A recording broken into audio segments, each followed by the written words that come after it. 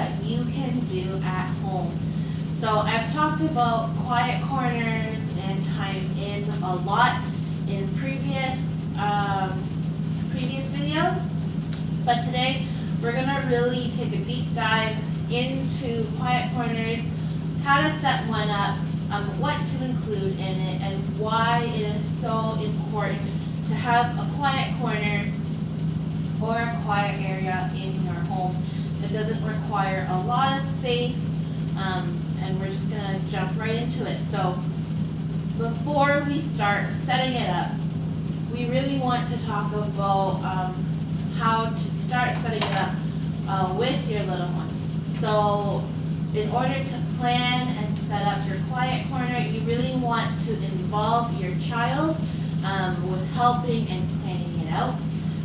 Because this way, as you're listening to their ideas, it's just a really great way and a tactic to ensure that the space works for your child and that they will actually use it when they need to. Also, when you start setting it up and including all the things in your basket, and we will talk a little bit more about what will go into their basket. You really want to teach them how to use everything that is in that basket. You shouldn't assume that they know how to use everything. You really want to set them up for success. So really show them what they're going to do, how to use what's in the basket, how to use the quiet corner in order for it to be a success. And you're going to have to teach them multiple times before they'll get it. You're also going to want to teach that to them when they are in a calm state. Like I've mentioned in past videos, when their emotions are high and their lids have been flipped and they're just overly emotional, tantrums are happening, they're not going to want to listen to you. They're not thinking, they're not listening, so that would not be a good time to teach them what to do. Again, you want to teach them when they're in a nice, calm state.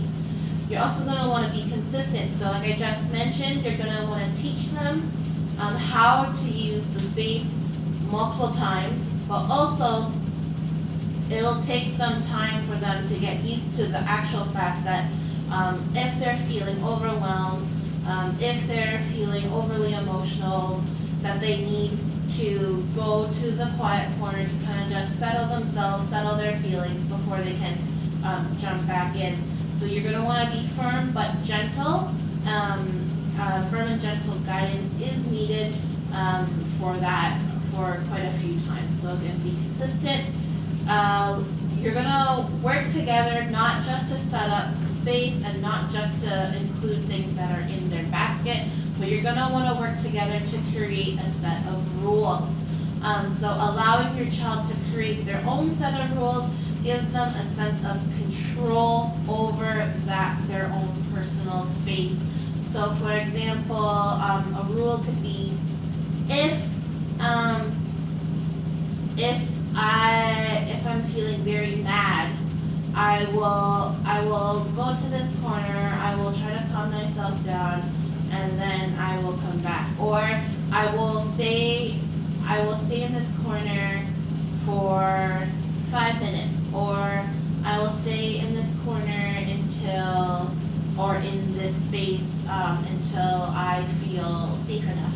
So you want to create a set of rules that make sense for you and for your family. Again, the purpose of the quiet corner is to give your child a safe space that they can regulate their own emotions again. The quiet corner is not a space for them to be used as a timeout or to be used as more of a punishment. This is really a safe space for your little one so that they can regulate their own emotions, calm down, and then you can talk about what had happened afterwards, or they can move on to a next activity. So now that we've kind of established what you kind of want to think about before setting up your space, we're going to talk a little bit more about what you want to add in your basket. All right, so now that we talked a little bit about what you'll want to do before you set up your quiet corner for your little one. I'm going to talk a little bit more about what is in my basket. Now obviously you're going to want to customize it for your little one. So again, like I mentioned before, having your little one involved in the process, not just by setting up the space, but also what goes into their basket, is also incredibly helpful. So for me, I have in here a timer, and everything that is in here, including the basket, can be found at the dollar store, but we're also gonna go and make a couple of things if you don't want to purchase. So the first thing I have is a timer, as you can see here. So this one makes a sound, but there are ones that has like a visual representation instead. So for your little ones that maybe are just a little bit more sensitive to loud noises, you wouldn't be getting this one. You would probably be getting the ones that have like a color in it, because this one especially is kind of loud. But this is just a great thing to have in your little one's basket, for yourself, to remind yourself to check back in on your little one after 5 minutes, or maybe even for your child to check with themselves to see if they need another few minutes in their quiet corner. So the next one that we have, I have a fidget toy here. So this is great because they can squeeze the top, but then also it lights up. So for our little ones that need a little bit more visual stimulus, this is a great tool because they can feel it. It's very spiky here. And then also the glitter can be very relaxing, as well as the light show.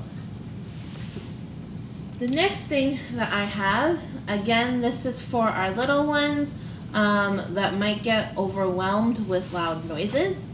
I have here, they're just a pair of winter earmuffs, and they're nice and soft. Again, I found this at the dollar store. These are great. They can put them over their ear when noises get too overwhelming for them. And then we have here bubbles. So bubbles is one of the great things that you can put in your little one's basket if you're trying to get them to take deep breaths, because as we know, taking a big deep breath really calms everyone down, really. So having bubbles or having those pinwheels that you can also find at the dollar store is great, because this requires deep and slow breathing, because you need to take a deep breath in and then you have to slowly exhale your breath out so that you can see and create bubbles. If you blow out too fast, then the bubbles don't form and they pop. So this is just a great way to get your little one to practice deep breathing while they have some sort of a visual to know whether or not they're doing it correctly. So I highly, highly recommend, if you don't include anything else in the basket, I highly recommend this or a pinwheel. Because the pinwheel works in the same way. You have to take a big deep breath in, and then to take a slow breath out so that the pinwheel can keep moving. If you breathe out really quickly or all at once, then the pinwheel only turns once and then that's it. And then the last thing I have here is a stress ball that your little one can squeeze. Other great things you can include in here are fidget toys. You'll also want to include one or two of your child's favorite toy or stuffed animal, and then you'll see when we go to create our quiet corner, I add in a couple of books as well. But for those that don't want to buy a stress ball, we are going to make it ourselves. So what you're going to need 2 balloons, and I I highly recommend that you guys do this for your older children. So between like, I would say three and up. Anything a little bit younger, balloons can be a choking hazard as well. As if your little one is curious, then they're going to tear apart the balloon as well, and you don't want that. So again, I recommend this for the older children. If you have younger ones, these stress balls are great because they can squeeze it, they can ruin it all they want. It's pretty sturdy. But so we have 2 balloons, and we're gonna need some flour. We're gonna need a pair of scissors, and we're gonna need this funnel. So we're gonna choose one balloon. I'm gonna choose this white one, and you really wanna make sure the opening is open. Insert your funnel to the top so that it's very on there, and then you're gonna fill it with flour or cornstarch, whatever you have at home, sand as well, and we're just gonna fill it until it is full.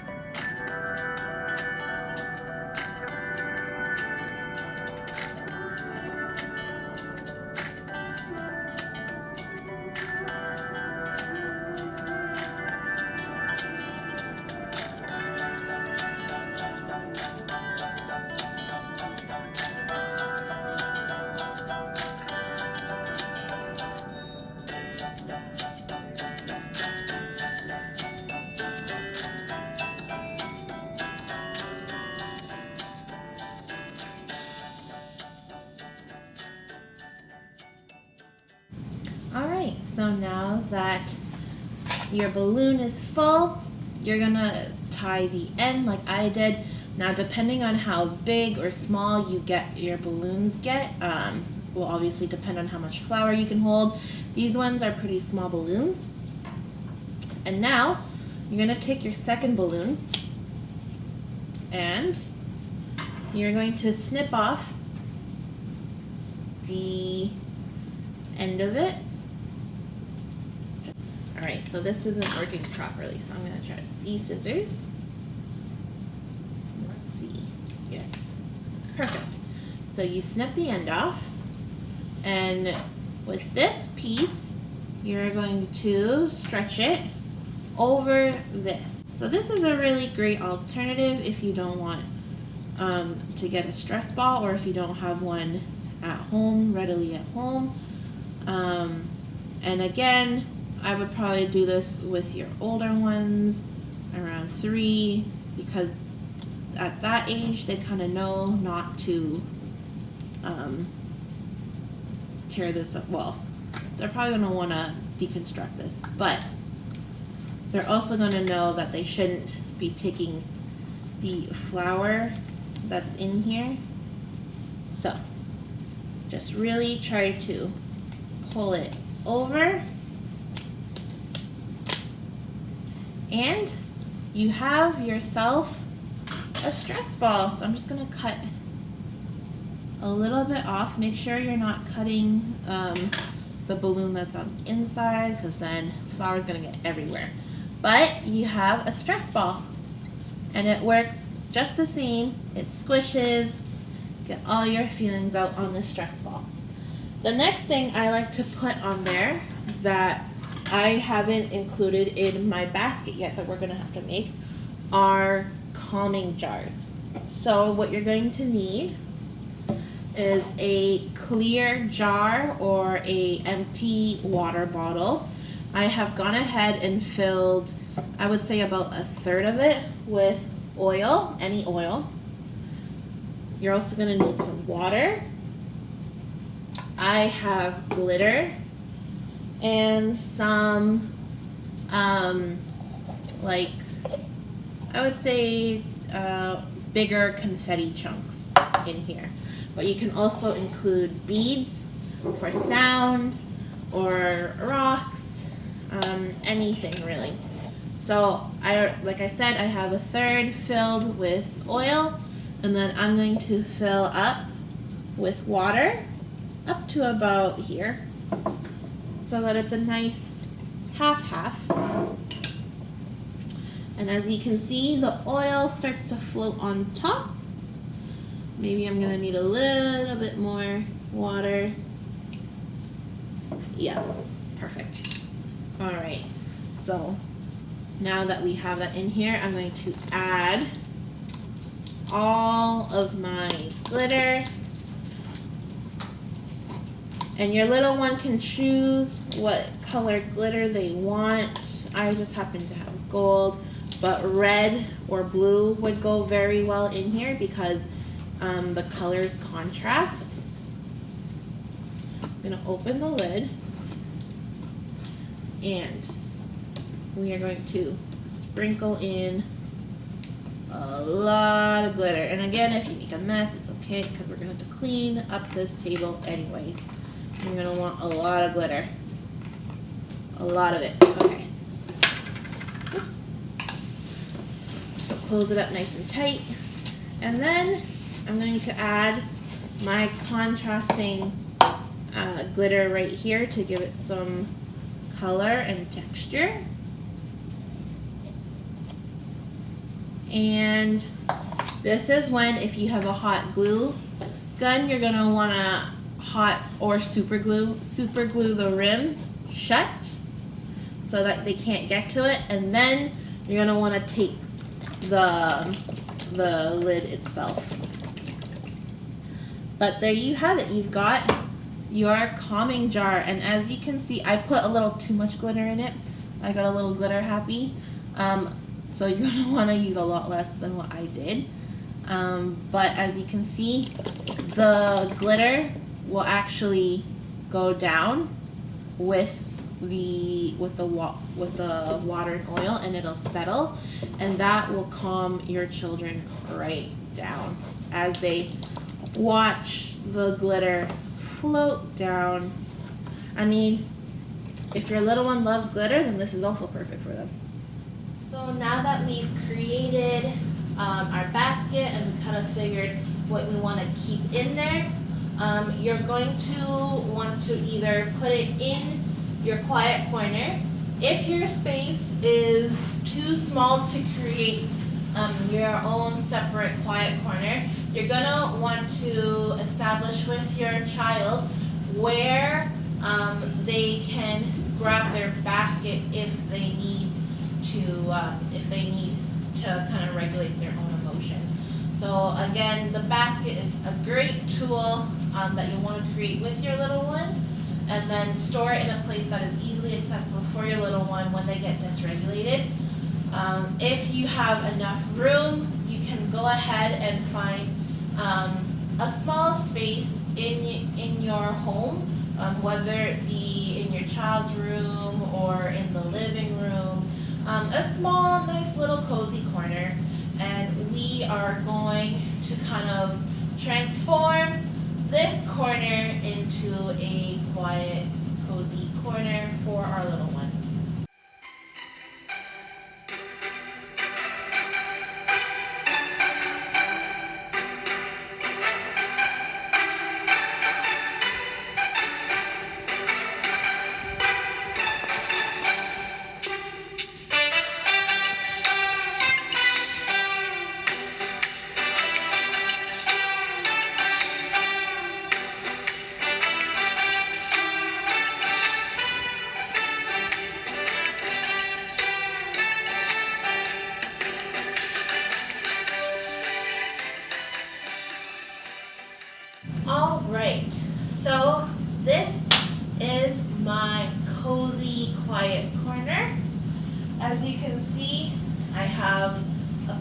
here, if your little one loves puzzles, you can go ahead and include a puzzle or a toy that they really love. I also included a baby doll, just assuming that my little one loves playing with dolls. And I added that to their basket. You can also go ahead and add it into your basket. You're going to want a bigger one, by the way. A couple of their favorite books. So I have here the Peace Book and Pride Colors that you can add to your basket. I also have here a little padded mat that you can use. You can also use blankets. I also have here a comfortable chair that they can sit on the floor, but you can also use pillows to make it comfortable. You can use these really beautiful quilts. If your little one is attached to a stuffed animal as well, but they don't need it to sleep, they just really love it during the day, you can go ahead and add it into their corner. If they used to sleep a lot with one of these quilts and they're no longer needed to sleep, you can also add it into your quiet corner. You can also add some posters about emotional regulation. I can go ahead and add in the description on Amazon, there's a couple of really great emotion posters that you can get if you want. Not very necessary. You can also add some twinkling lights to it too to make it a little bit more warm and inviting. So again, if you don't have the space to make a corner, really you're just going to need the basket, and you're going to want to include all the things that we mentioned before, plus a favorite toy, a puzzle, and a couple of books. So what exactly is a calm down corner? A calm down corner, when used effectively, can fulfill your little one's need to have some time away while providing and promoting a sense of independence, responsibility, and achievement. Calm down corners can be a simple space with a soft mat and a bucket of books, or as elaborate and fancy as a fancy fort with colorful art on the walls and baskets full of sensory activities. It can also just be a basket full of stuff that your little one can take out when they need to. So calm down corners are really great as they promote self-awareness and self-management. Calm down corners help children to practice identifying and feeling emotions to better manage stress, self-regulation, and control their impulses. Having a space or a basket that is designed to support them emotionally and physically helps them feel safe and comfortable, and allowing them to let down their guard to process all the different feelings that they feel. It's also great because it helps promote their relationship skills. Learning how to communicate their feelings and emotions can be difficult, but calming corners and spaces such as this that we had built really helps children practice mindfulness and develop skills they need to identify their emotions and communicate them when necessary. Stronger communication skills help them form stronger relationships and bonds with others, like friends, families, and develop skills in empathy. So now that we've built our calming corner, when should we really use it? So we want to use them before things escalate. A calming corner should be a soothing and inviting space that is left open for your little one to enter whenever they feel dysregulated. It's important for us as caregivers and parents to help our little ones identify the signs their body gives them to let them know that they're becoming out of control. Things like clenched jaw, tight fist, shouting, furrowed brows, and throwing things are all signs your little one can come to recognize. Quiet corners are also used for overstimulation rather than willful disobedience. So like I mentioned before, you do not want to use this as punishment or as time out. They begin by using it we start using this for overstimulation and for heightened emotions instead. Too much excitement can be out of control as too much anger. So both can lead down to the tantrums and stuff. So really encourage them to use the calm down corner to kind of cool off just a little bit. Also use it when your child decides it's time.